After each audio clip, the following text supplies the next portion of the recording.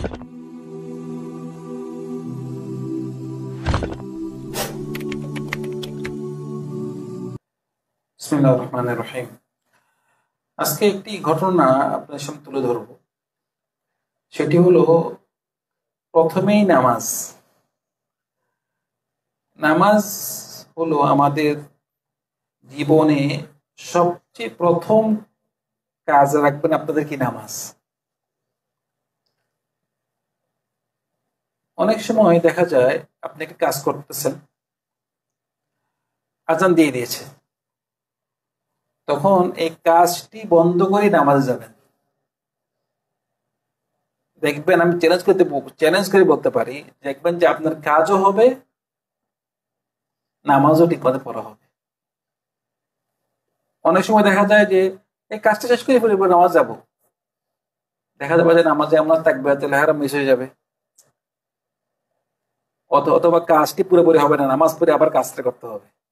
আপনার নামাজটাও পুরোপুরি পাইলেন না, কাজও হইল না। সেজন্য এই নিয়ত রাখবেন, যখনই আল্লাহু আকবার বলা হয়েছে, আল্লাহু আকবার মানে আল্লাহ সবচেয়ে বৃহৎ, সবচেয়ে বড়, সব কাজ রেখে দিবেন, আপনার কাজে বরকত পাবেন, কাজটি সুন্দর মতো হবে। যে ঘটনা আমার সাথে হয়েছে, আমার একবার একজন ইলেকট্রিশিয়ান প্রয়োজন ছিল। ঘরে অনেকগুলো কিছু কাজ ছিল, মোটামুটি অনেক কাজ। তো মনে করলাম আমাদের শাহর এল হাজ যে জায়গাটি আছে, সেখানে ইলেকট্রিশিয়ান আছে, অনেক পাওয়া যায়। সেখানে গিয়ে আমি ঘরে নিয়ে আসবো, পরে কাজ করে তাকে আবার পৌঁছায় দিব। তো পথে যখন যাব, মনে করলাম আমার বাসায় আবার গ্যাসের সিলিন্ডারও, গ্যাস ছিল না, সিলিন্ডারটা একসাথে নিয়ে যাই, গ্যাসও আনি, তারপর দিয়ে ইলেকট্রিশিয়ান বাসায় আনবো। তো গ্যাস যখন, সিলিন্ডার যখন চেঞ্জ করলাম, চেঞ্জ করার সাথে সাথে ওই গ্যাসের সিলিন্ডারের সাথেই একটি মসজিদ ছিল, ছোট্ট একটি মসজিদ। তো গ্যাসের সিলিন্ডার ভরলাম, আজান দিয়ে দিল। তো এখন মনে করলাম, এখন কি নামাজটি পড়ে ফেলবো এই মসজিদেই, মাগরিবের নামাজ আর কি, এই মসজিদে নামাজ পড়ে ফেলবো, নাকি একটু সামনে চলে যাব, সামনে গেলে শাহরুল হাজ যে জায়গাটি আছে, ওই যে গোলাপাড়া বলে যে মসজিদ, সেখানে অনেক বাঙালিরা আছে, নাকি একটু এগিয়ে যাব। একটু এগিয়ে গেলে আমার সময় একটু বাঁচতো, যে আজান আর একামতের মাঝখানে সময়টা বাঁচবে, ওই সময়ের মধ্যে আমি ওখানে যে নামাজ পড়লাম, তারপরে সেখানে খুঁজবো কাউকে পাওয়া যায় কিনা। মনে করলাম না, যেহেতু আজান দিয়েছে, এই মসজিদে নামাজ পড়ে যায়, দেরি হলে দেরি হবে, এই মসজিদে নামাজ পড়ে পরে দিয়ে যাব, নামাজটা যেন ঠিক মতে তাকবীরাতুল ইহরামের সহিত ঠিক মতো পড়তে পারি।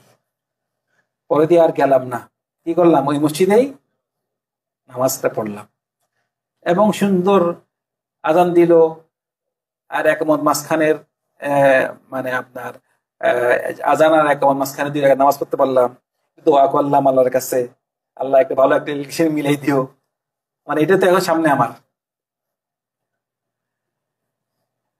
নামাজ পড়লাম, নামাজ পড়ি বাইর হচ্ছি, দেখতেছি আমার এক ছাত্র, মানে আমি এক কোম্পানিতে দার্স দেই, তো সেখানে একজন ছাত্র ছিল, সে আমাকে সালাম দিল, সালাম, শেখ কেমন আছেন, আপনি এখানে নামাজ পড়লেন?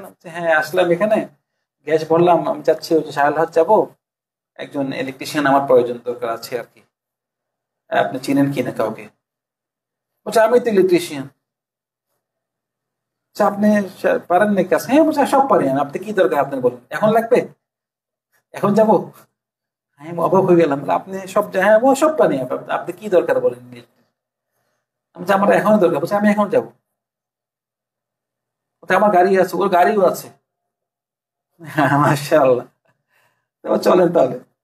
ওমা দেখি ওর গাড়ির মধ্যে, ওর পিক আপ গাড়ির মধ্যে ও সব যন্ত্র আছে, সব কিছু আছে। বাসায় আসলো, বাসায় কাজ করলো, বাসায় কাজ করি, ওর মানে যা যা প্রয়োজন সব কিছু রেডি আছে। মানে আপনি কিছু জিনিস কিনতে হয়, ও কিনা লাগবে না, ওর কাছে আছে। আমি অবাক হয়ে গেলাম, আল্লাহু আকবার। মানে আমি যদি নামাজটা না পড়তাম এখানে, নামাজটা না পড়ি একটু সময় বাঁচাবার জন্য, আর ওই মুছে যেতাম, নামাজ পড়বার খুঁজতাম,